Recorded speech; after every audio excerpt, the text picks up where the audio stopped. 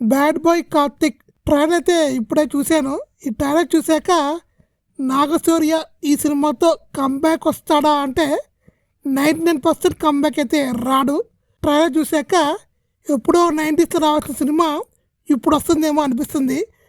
సినిమాలో కంటెంట్ లేదని స్పష్టంగా అర్థమవుతుంది. అదే రొట్ట స్టోరీ, రొట్ట యాక్షను, రొట్ట స్క్రీన్ ప్లే అని మనకి క్లారిటీగా అర్థమవుతుంది. పెద్ద హీరోలు రొటీన్ సినిమా తీస్తారంటే అర్థం చేసుకోవచ్చు. టాలెంటెడ్ యాక్టర్లు కూడా ఎందుకో మాస్ ఇమేజ్ కోసమే చాలా ట్రై చేస్తున్నారు. అయితే ఆ ట్రై ఏదో అనేది కొంచెం కొత్తగా ట్రై చేస్తే బాగుండేది.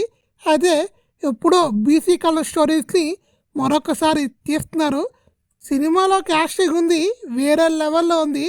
పూర్ణం గారు, శ్రీదేవి గారు, ఇంకా ఆది సినిమాలో ఉన్న హీరోయిన్ క్యాస్టింగ్ మాత్రం నెక్స్ట్ లెవెల్లో ఉంది. స్టోరీ స్క్రీన్ ప్లే గురించి మాట్లాడుకుంటే అర్థమైపోతుంది. చూసేవాళ్ళేమి పిచ్చోళ్ళు కాదు, అదే చూస్తే అర్థమవుద్ది. ఒకసారి కింద కామెంట్స్ చూడండి, ఎంత బాగా పెడుతున్నారో కామెంట్స్ మీకు అర్థమవుద్ది. నేను ఒక్కనే చెప్పట్లేదు, చాలామంది ఈ సినిమా ఫ్లాప్ అనే కామెంట్లు పెడుతున్నారు. ఇంకా ఈ ట్రైలర్ చూసాక మీకే అనిపించిందో కామెంట్ చేయండి. అలానే ఈ వీడియోకి ఒక లైక్ వేసుకోండి. అలానే మా ఛానల్ని సబ్స్క్రైబ్ చేసుకోండి. అది కూడా మీకు ఇష్టం ఉంటేనే.